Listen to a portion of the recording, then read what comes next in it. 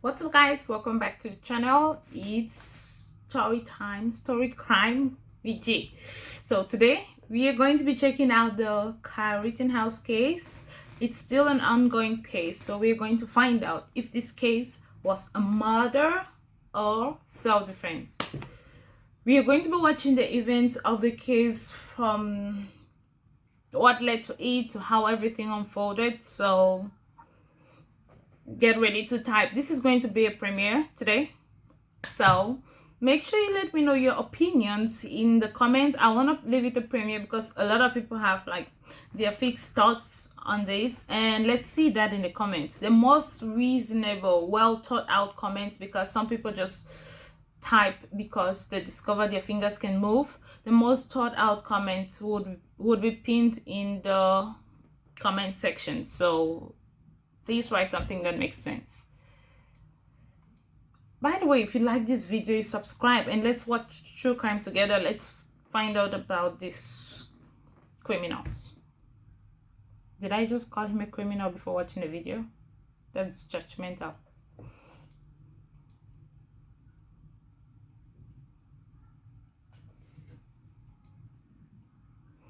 There's violence and insensitive language and scenes of graphic violence, so be warned.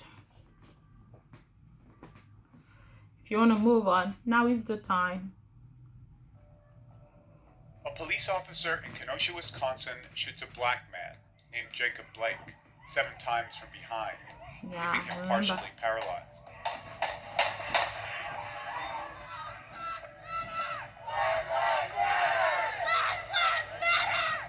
Two days later, in the midst of protests and unrest, a teenager carrying an assault rifle kills 2 people and wounds a third. Keyword: teenager. Like, I'm not someone to always blame parents and stuff, but hell, mom, dad, where were you? How did you let him leave the house? Now that shooter, 18-year-old Kyle Rittenhouse, who was 17 at the time, is standing trial on charges of murder. The case will likely focus... I'm pretty sure he has other pictures than that. Can make out this innocent baby doll. On the few crucial minutes around the fatal shootings on August 25th of 2020. But our investigation of these events reveals that the story is about much more than a single person. We analyzed hours of footage from that day and traveled to Kenosha just weeks after the events to hear from witnesses, several of whom have now been subpoenaed in the Rittenhouse trial. Could they not do their own makeup from home? Come on. Volatile, felt tense. Felt like a war zone. We're not like bad people or like people just going out to like shit up. I feel like had we not been there and not reacted the way that we did to the situation, I think we could have been looking at an even worse scenario. We also spoke with the sheriff who led law enforcement's response that night, which has become the subject of lawsuits. The sheriff looks guilty to me. He already looks guilty. While protests against systemic racism were what first drew out crowds in Kenosha, Rittenhouse, his victims, and many of those closest to the shootings were white.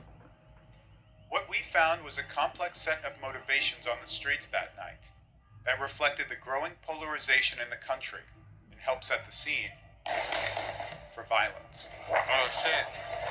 Cool. We got shots fired, guys. We got shots fired. On the Sunday before the Rittenhouse shooting, Kenosha police officers respond to a domestic complaint and try to arrest Jacob Blake. As Blake moves away from them and leans into his car, he's holding a knife. An officer shoots him. Blake's lawyer later said that Blake didn't pose a threat. Video of the shooting quickly spreads online. To hear about it is one thing, but to watch it, I guess it got to the point where, how many more? Y'all ain't here to protect us. There we go. Corey Washington, who's a local live streamer and now subpoenaed in the Rittenhouse trial, arrives to document the situation. Let's check the scene out over here. I mean, there's tons of people already starting to gather there in the air. You can kind of feel tension. You could really feel. At a certain point, more sheriffs arrived on the scene, and their presence kind of aggravated the crowd. And from there, it just started going crazy. For the next 48 hours, the protests intensified. And at night, local businesses are looted and set on fire. Okay, this is where the problem starts. People spend a lot of money, a shit ton of money to, like, report says startups don't make money until after 6 months and stuff. It's not easy to start a business, so yeah, I'm all for it. Don't load on people's businesses. It's not helping the situation, and it's definitely not helping the protest. It's just making it look like what it's not. It's not helping the Black lives by breaking things and stuff. So that's not helping. Eventually, a new group inserts themselves into the already chaotic scene. Dozens of men, mostly white, equipped with military-style weapons. Okay. So the police just got backup. In gear. And soon, a Facebook post will incite more of them to come. Ugh.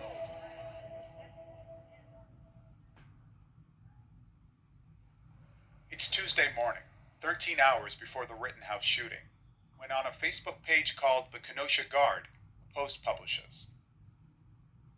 So my post just basically said, are there any patriots among us willing to take up arms and defend our lives, our families, our neighborhoods, and our businesses? He clearly said take up arms. Like this dude called the police useless in one Facebook post, and they're okay with this. He absolutely just called the police useless. Hey, we don't have, the police cannot help us, they're useless, so can you just take up your arms and come to the road with no license to, okay, they have license to shoot, but with no badges. The author of the post is Kevin Mathewson, a controversial former city councilman who's now been subpoenaed in the Rittenhouse trial. All right, ladies and gentlemen, we're starting to gather here. There's about 10 of us. Hours after his post, thousands have seen it, and Mathewson arrives at Civic Center Park, the epicenter of the recent protests. When you burn down a building, you're risking lives, right? I wanted people to come play defense. I wanted people to come to protect themselves. But did any business owners ask you for help, for protection?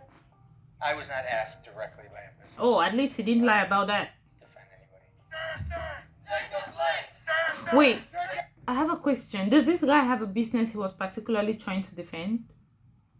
At this point, demonstrators are marching peacefully in downtown Kenosha. They're demanding an end to police violence against black people. The presence of openly armed white men inflames the situation. If you're not Obviously. for Black Lives Matter and you're not for the movement, get the fuck out of here. And quit burning the fucking town down. Why is he here, and why is it okay that he's here with an assault rifle to protect infrastructure? But if I was here against the police to protect life, would I be able to? The Second Amendment. That's the fun part. I just feel like they said, a lot of the people with the guns and the military style gear were white people, and I feel like if this is crazy. If they were just black people dressed the same way, they would have been treated way differently, because the police would be like, oh, there is a threat, and there is actually a threat, but just being held by somebody else. It does not make sense. Is meant for everybody. It's not exclusive to white people. Out of everyone that I saw with the militia, they were all white males. So I honestly feel that they came to incite more racial problems. Portia Bennett, who's a local activist, has been protesting for the last 2 days. You get to see the people now that you have been living around forever. There are no more masks being worn. Are there some truly peaceful protesters that may have been a little intimidated about seeing an armed person with a gun? Probably. But What? I hate this bald guy. He's just really honest. I hate his guts, but he's one honest dude, and I have to give him that. Second Amendment is very clear, and my rights don't end where somebody else's feelings. Yeah, he is honest, but he does not give a shit what you think. He's just out to look out for Throughout himself. the day and early into the evening, more openly armed men arrived near the protests. Some positioned themselves close to businesses that had been damaged on earlier nights. That makes sense. This is where we first see Ryan Balch, an Iraq and Afghanistan veteran from a town 40 minutes away, who's there with a group of friends. Bro, you live 40 minutes away. What are you doing there? Why? It hasn't come towards you. Like, you leave your home, get in your car, drive for 40 minutes, like, hey, I'm looking for trouble. Where can I stop next? He's also been subpoenaed in the Rittenhouse trial. I would say what brought me to Kenosha Tell us. was that I felt like something needed to be done. Oh. If law enforcement's not going to try to keep the peace, then somebody else needs to go out there and make sure that that happens. Balch argues that Guys, I have nothing to say. Just take that in for a while, because I believe the police were there to do what they can do to stop the looters and let the peaceful protesters protest in peace. But he's like, if there's like something had to be done and he needed to do it. his military training gave him the skills to help bring events under control. We kind of trusted ourselves to insert ourselves in that situation and bring the situation to the correct. I feel like he just missed Iraq and was just looking for some chaos to insert himself into. That's it. Because he said the right word. We just trusted ourselves to insert yourself. He just inserted himself in a situation that absolutely did not concern him. Conclusion. At the time, he also supported the extremist Boogaloo movement, which is anti-police and calls for the government's overthrow. He says he later stopped supporting the movement. Balch and his friends eventually link up with other openly armed men. Among them is Kyle Rittenhouse. Rittenhouse is 17 years old. He's from Illinois and isn't legally allowed to carry a gun in Wisconsin. First red flag. A baby with a gun. Balch says he didn't know Rittenhouse or the people he was with, but decided to team up with them anyway. They weren't on the level of me and my guys. I don't think they trained formally together at all. But the more guys you got, the better off you are. This dude just said the more kids you can recruit to stand in front of, to stand between you and a bullet, the better the safer you are, the safer it is for him. Because that's exactly what he just said.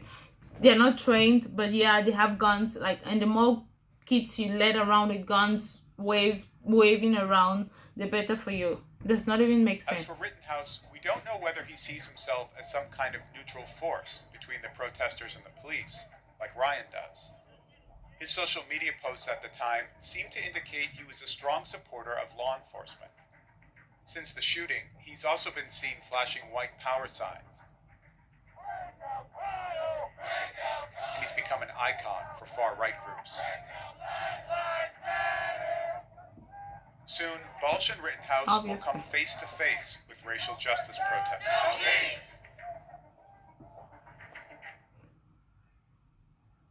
That's the curfew. Still have a fairly large crowd out here.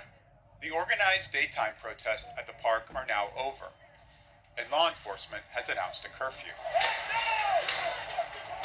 Our goal that entire evening was to disperse people from the Civic Center after curfew and to get them to leave, to get them to go home. That Kevin makes sense. Mathewson, who'd called for the presence of armed civilians that morning, says he left because he was worried about the safety of his family 10 miles away. Oh, wait. My wife was on the phone with me saying, hey, get your ass home. The kids are scared. I'm scared.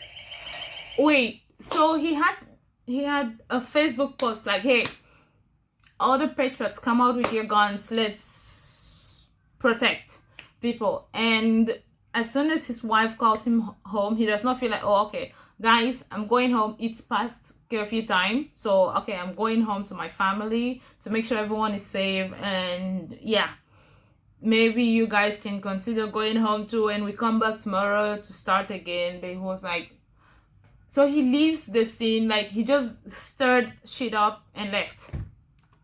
Breaking curfew was worth helping to create some type of positive change.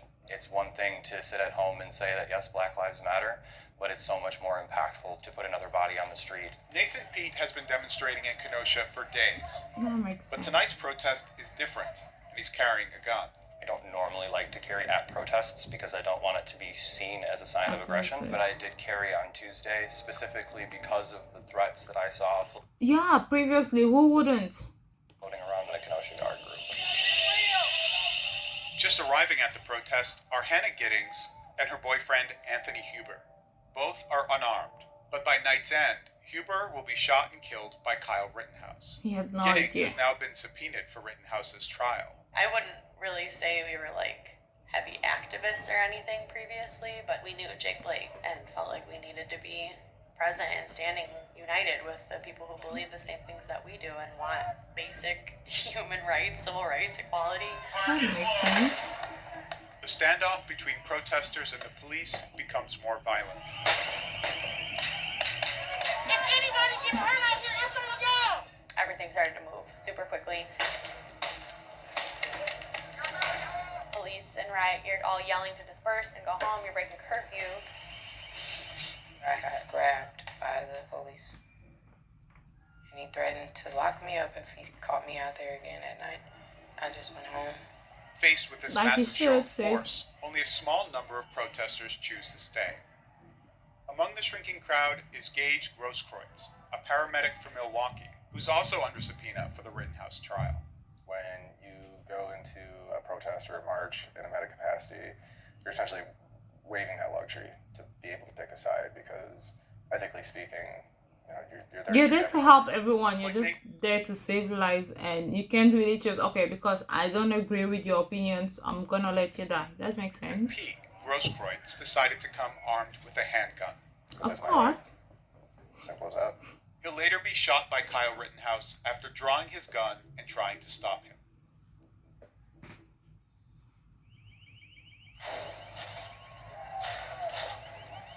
The park is closed. It was going the direction we wanted it to go. Of course. Unlawful assembly. Law enforcement has one clear plan on this night. We're not going to let the city of Kenosha burn because you want to, in the late evening hours, start destroying stuff. Over the course of the next 2 hours, officers force some of the protesters southeast, across the park, and onto this street, Sheridan Road, in the direction of the openly armed civilians. Balch, Rittenhouse, and other armed men are still stationed a few blocks down the road, near businesses that were damaged on previous nights. Okay, that makes sense. If you stand in front of your business or your property and you have like an armed weapon, okay, if you come this way, I'm gonna hurt you. You're trying to save and protect your future. So that makes sense. I think that the police set the stage for it. They knew that there were armed groups down there.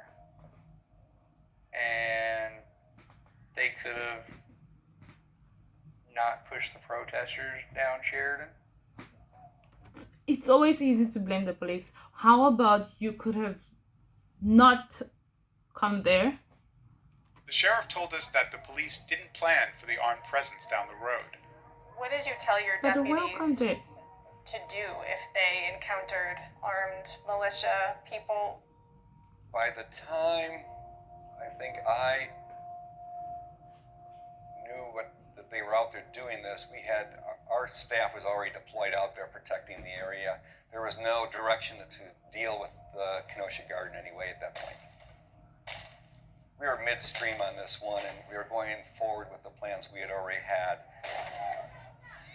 And we got the militia here. Once protesters and openly armed civilians encounter each other, there's a confrontation. Protect your property, not the street. As Balch and his group argue with protesters, Pete is live streaming. Between Ryan and his group and the other protesters, I definitely felt quite a bit of tension. Obviously. There were a couple very, very hot-headed members of his group actively agitating protesters. You guys want to fuck around and find out? Hey. Balch tells protesters to keep moving. The cops are straight up with us that they were going to push y'all to us, have y'all get pissed off at us, and then wrap you guys the fuck up. Right. So that's why I'm trying to push everybody on and move fast. one of the militia members. Oh, it's his face for me. Did you guys see that? It's like he has nothing to say. He's just like, Claimed that a police officer told him that the officers were going to push the protesters out of Civic Center Park and that the militia would handle them. I don't believe that for a second. why would you? The police continue pushing protesters further down the road to this intersection near a gas station. Whoa. Yeah, watch out, watch out. They got their guns out. They're just trying to protect their property. Hey, no one touch anyone. They're racist and they're out here to look cool. Here is where we first see Joseph Rosenbaum, Exactly. the first person Kyle Rittenhouse fatally shoots that night. He joins the fight against the armed civilians, as other protesters tried to stop him. Exactly, you're going to get everyone shot because when bullets start flying around, they don't care who was the one making the most noise. They're just hurting people. What was wrong with him? Why was he so Rosenbaum has pissed? just been released from the hospital after undergoing mental health treatment. Oh, His reasons for being here are unclear, and he doesn't appear to have attended a protest before. But his actions on this night will add to an already volatile situation. right. At this point, the group of protesters has thinned out even more. All of this is done pretty much in the name of Black Lives Matter, and there is definitely black people in the crowd, but You there were. definitely was more white people. The armed men chalk up any conflict with the protesters to miscommunication.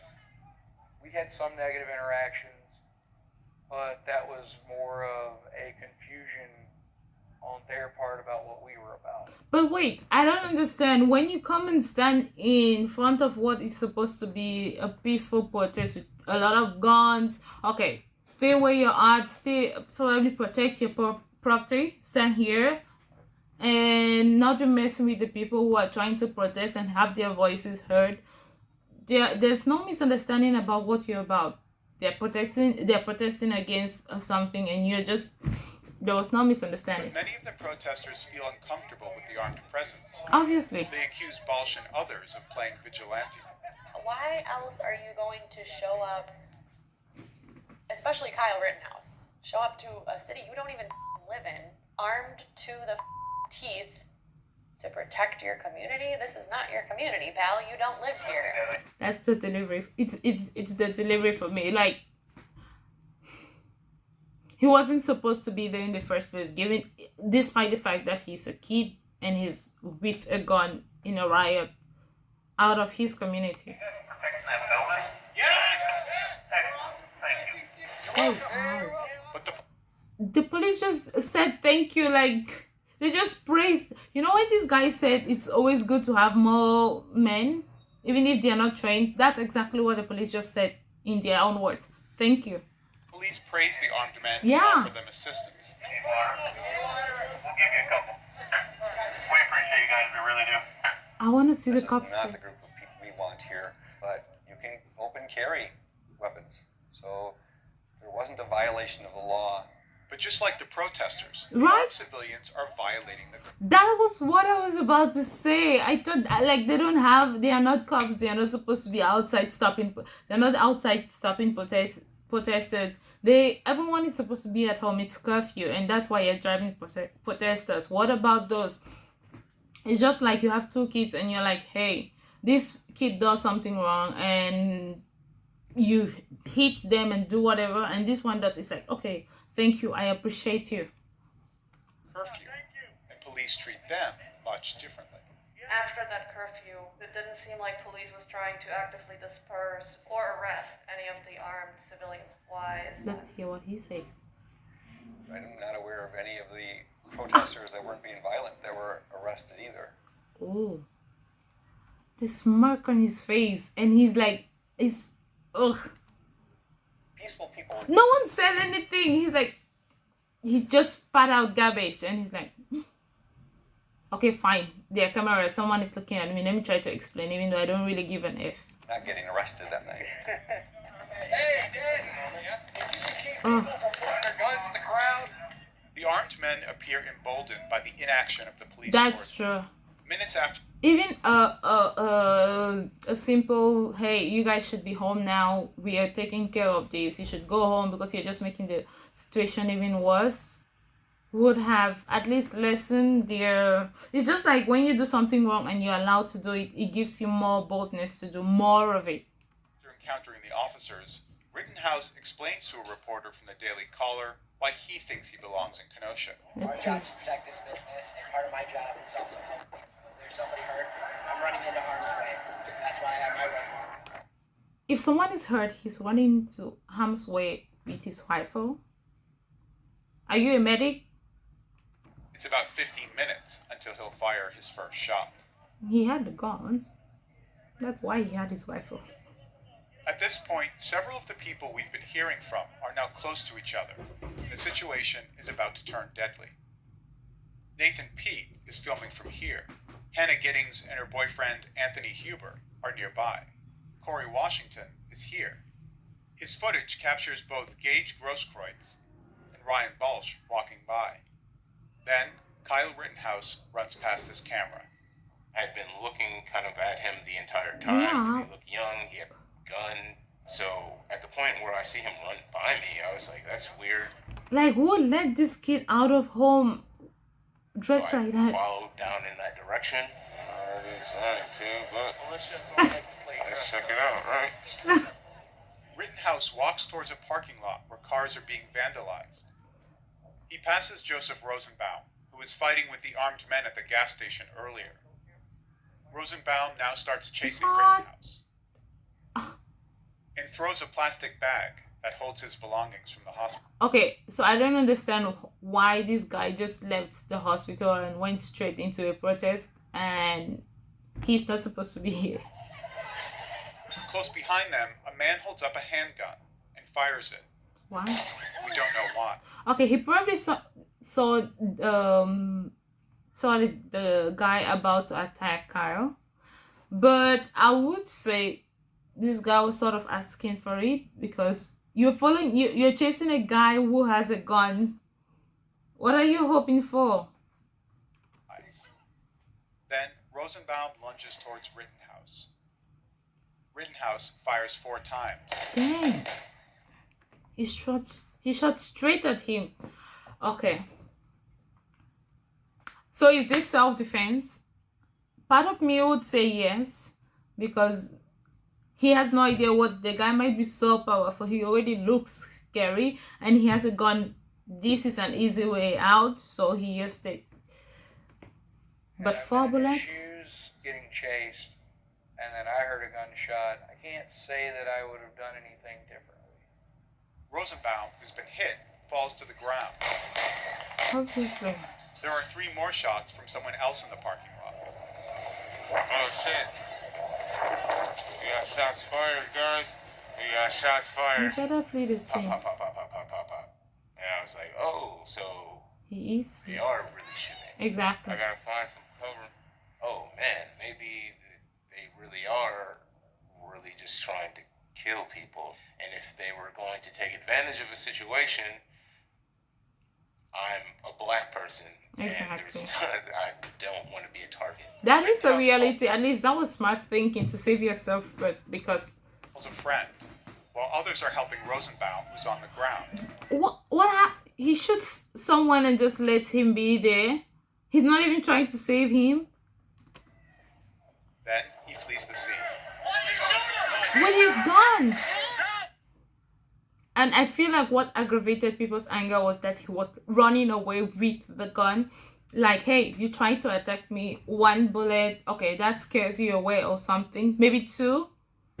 But then he shoots him, and his next thing, he's on his phone, and then he's running with his gun. Because I do know, like, it's for sure people would have attacked him but I don't think anyone would, if he threw out the gun and was like putting his hands up, I don't think someone is going to come and pick up his gun and shoot him. He didn't disarm himself after the first shooting. He continued to run around. As a gun owner, I view his actions as completely irresponsible. Obviously. Running through looking wild with a gun on you, people are going to think that you're doing something wild with a gun on you. So they reacted the way they should have reacted. As soon as they were all saying he shot somebody, Anthony was gone. And I tried to grab onto him and like nobody was gonna stop it. You know? And then I hear a bunch more gunshots down the road and I was like, I just had a feeling. Okay. This one gets Rittenhouse trips and falls. Anthony Huber hits Rittenhouse with a skateboard and attempts to disarm him. Rittenhouse shoots him in the chest. What's wrong with this guy? He's just okay shooting, like it's a video game and he's playing with his toy gun. This is crazy. The guy was, now I had seen this video before, probably last year when it just came out, and I was like, okay, he was trying to defend himself. Someone was attacking him with a skateboard, but I realized he just shot someone 4 times and fled the scene. That's why they were trying to disarm him. Like, dang. Gage Grosskreutz with his gun drawn. He also gets shot and calls out for help. What is wrong with him? But he's a kid. That's what I would say. He's a kid, so he's just acting like a child, actually. Because this adult who drew out his gun should have shot him. He just shot someone, so that's probably one life that someone who might die. So he definitely deserves to lose his. So he should have shot him. Like, hey, I was trying to protect this person that he just shot because he still had a gun. That makes sense, but he's an adult and he's using an adult's mind to be like rational thinking. Hey, I'm showing you my gun. Stop, else I'm going to shoot you. And he was like, what? I have a gun. And he keeps shooting. Who's gonna go close to him after everyone around him just gets shot? The reality of it is this is... It's a nightmare. Going to be a part of my life. Right there, we're coming out to you. Rittenhouse runs toward police vehicles and raises his hands. Hey, he just shot them! Exactly. Hey, right here just shot them! Hey, right here just shot all of them down there! The police make no attempt to stop him. This is where we say white privilege exists, because I'm pretty sure, like, there's no even need to bring this up for conversation, but like it's 1,000% sure. Like, I don't really care what you think, but it's 1,000% certain that if this was a black person holding a gun, even if his hands and his feet were touching the sky, he would have been shot, given a police car just coming to him and people chanting, he just shot someone, he just shot someone. The guy was absolutely going to get shot if he was black. And the police just walk past by him. And he isn't arrested until the next day. Wow. I didn't talk to them, but I'm sure they didn't know what this person was doing.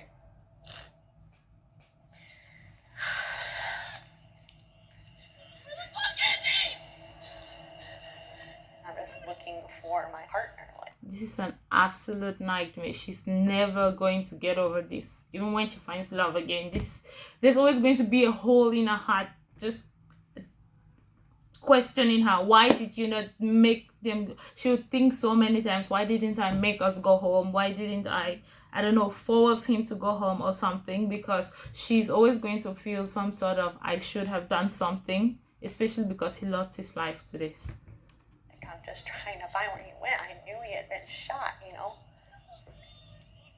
And then later on, I saw that video. They had pulled Anthony into that truck like minutes before I got there. Both Joseph Rosenbaum and Anthony Huber die from their injuries. Dude, Anthony Huber, man, he went down like a hero, you know, it's... Yeah, that's all I have to say about that. Like, he went down like a hero. Was that what he was aiming for when he left his house and drove? He thought there was a threat there and he was reacting to it. He just wasn't quick enough to react to that threat. And so, I mean, he got a really good death. That is most crap. That's like just the stupidest shit I've ever had.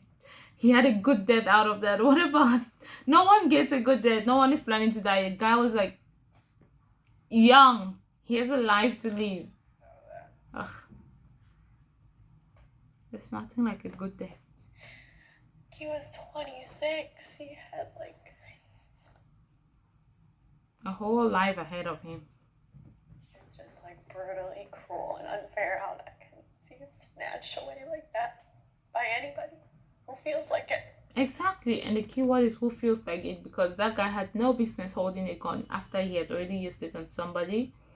Probably tried to go and report to the police, hey, I defended myself from this person, because this one is absolute murder, because the guy was trying to disarm him for using his gun and shooting someone 4 times.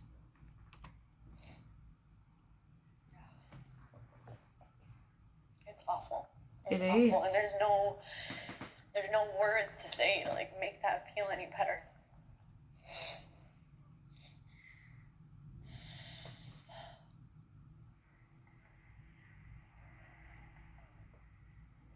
I believe truly in my heart that if it wasn't for my actions and these brave men and women who answered my call to arms, I think that we would have seen a way worse outcome than what we saw.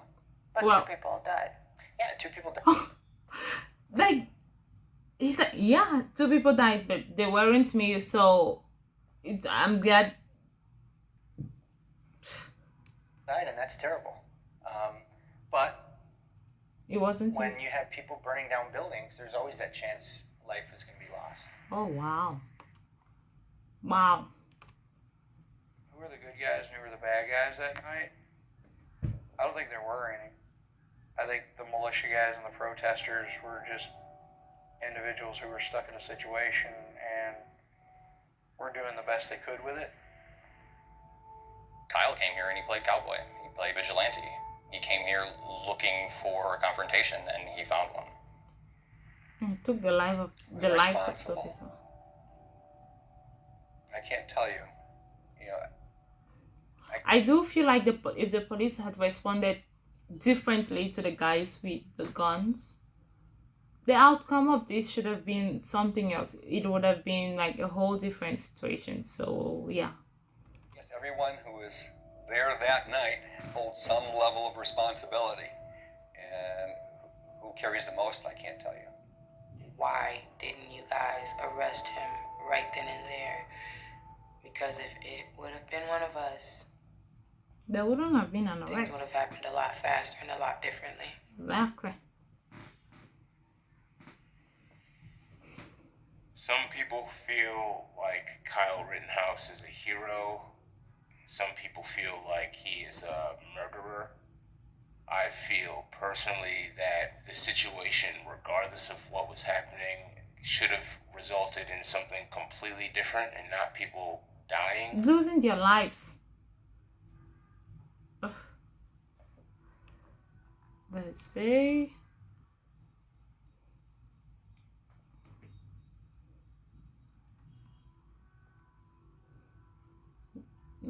Weren't expecting much with that, and exactly.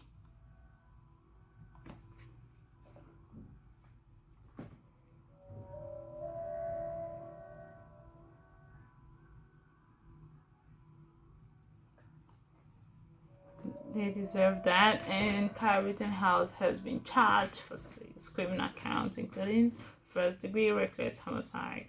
Okay, Kyle's trial is still going on right now, but honestly, I do feel like he was carrying a weapon and he's underage. That should be probably be one of the counts, but I feel like one of the situations he was trying to protect himself. Let's give him that. He was trying to protect himself because the guy launched at him looking crazy, so he was trying to protect himself. Was this murder? I'd say that was self-defense. Gray area, self-defense. But the second one, someone hitting you with a skateboard, his only intention is like, hey dude, you just hurt someone, you shouldn't even still be carrying that gun. So yeah, that was murder. And like the third guy he shot was actually lucky.